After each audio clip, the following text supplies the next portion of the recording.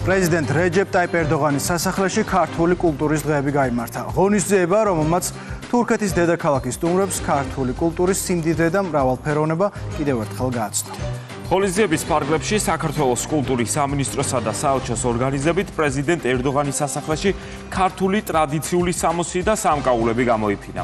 დამსწრეს საზოგადოებას, რომელთა შორის იყვნენ თურქეთში აკრედიტებული დიპლომატიური კორპუსის წარმომადგენლები, სამხედრო ატაშეები და ადგილობრივი დიასპორა, ქართული კულტურა ხალხური სიმღერითა და ცეკვით ანსამბლმა ერისიონმა წარუდგინა.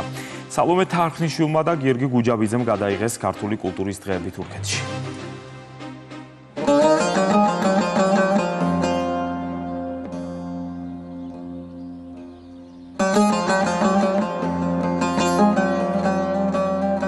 ჩვენი ქვეყნის და თურქეთის მეგობრობის ისტორია უკვე რამდენიმე ათწლეულს ითვლის. ქვეყნებს შორის დიპლომატიური ურთიერთობები 1992 წლიდან დამყარდა. დღეს თურქეთი საქართველოს მთავარ სავაჭრო პარტნიორს წარმოადგენს.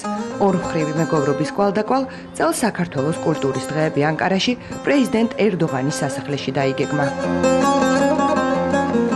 ეს ნამდვილად უპრეცედენტო რამ არის, როდესაც თურქული ანსამბლებისა და ხელოვანების გარდა ქართველებსაც მოგვეცემა შესაძლებლობა თურქეთის შუაგულიდან, ანკარის გულიდან გავაცნოთ და კიდევ უფრო ავამაღლოთ ქართული კულტურისა და ხელოვნების ცნობადობა თურქეთში.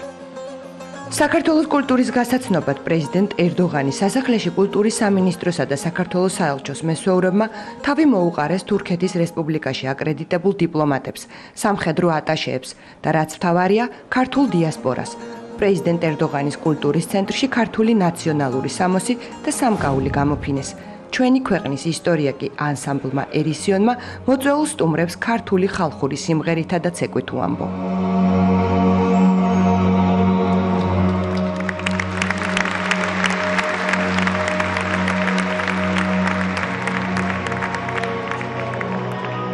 ჩვენი ქართული ხელოვნება, რომელიც აუწონელი სიმდიდრეა ჩვენი ერისთვის. ამას თუ ყველა გააცნობიერებს, ეს იქნება ძალიან კარგი. ეს არის ჩვენი გენი, ჩვენი სისხლი, ჯიგარი, რომ ეთქვენ, ყველაფერი ეს არის. ამის დაკარგვა არ შეიძლება, აი როგორც ცეცხლზე შემომდინარე, აი ესე სული უნდა უბეროთ. თუ გვინდა რომ შევინარჩუნოთ ჩვენი იდენტობა და ჩვენი ქართველობა.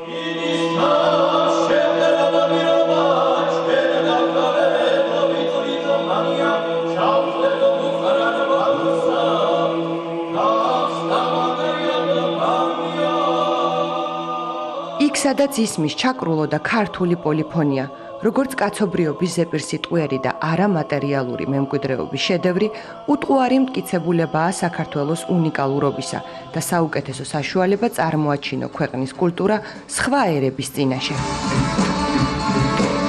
ძალიან დიდი ზეიმია დღეს თურქეთის კულტურული საზოგადოებისათვის, მათ შორის ეთნიკური ქართველებისთვისაც, რადგან წილად ხვდა ასეთი დიდი ბედნიერება, შესანიშნავი კონცერტი, ერისიონის სოლო კონცერტი ამ შესანიშნავ სასახლეში და თვალზე ცრემლ მომდგარი ასობით ქართველი და სტუმარი, ვინც აფასებს ქართულ კულტურას. ძალიან დიდი საქმე გაკეთდა დღეს ჩვენი ტრადიციული კულტურის პოპულარიზებისათვის და მადლობა ამისათვის ჩვენს სახელმწიფოს. ქართული დიასპორა დღეს აქ არის, ძალიან ემოციური ვარ. საქართველოსთან ჩამაბრძანებული და-ძმებთან ერთად შევხვდით დღეს. ერისიონის ახლა ის ვუყურეთ, კონცერტს ვუყურეთ, მაინც ვიცოდით, მაგრამ დღეს სულ სხვა ხიბლი აქვს. საქართველოს კულტურის დღეების ორგანიზება ანკარაში ეს არის ამ ორი ქვეყნის მეგობრობის კიდევ ერთი ახალი ფურცელი და ნიშანი იმისა, რომ კულტურა ხალხებს შორის ყველაზე ძლიერ ხიდს წარმოადგენს.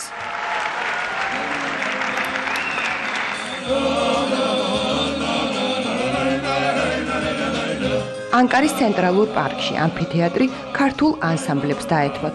ალილოსა და ეთნო ჯაზ ბენდ ირიაოს გარდა ღონისძიების ორგანიზატორებმა სპეციალურად შეარჩიეს ორი ადგილობრივი ანსამბლიც. იბერია მელაშვილი მივიწყებული ქართული სიმღერების შემგროვებელი და გამავრცელებელია.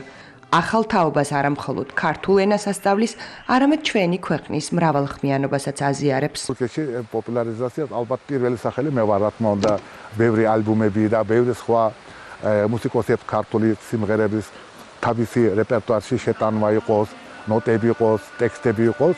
მე მგონია ჯერ არ ყოფნის, მაგრამ იმის თქმა ყოფილი ვარ, რომ ქართული მუსიკალური და ქართული მრავალხმობა და ქართული საკრავების სწავლის სკოლა არის ისტანბულში, ჩემი ხელმძღვანელით და გავაგრძელოთ. ახლა ჩემს მერდე ანსამბლში იყო ჩემი ქალიშვილი ნათია და ჩემი ვაჟი აჰმედ ბეკა.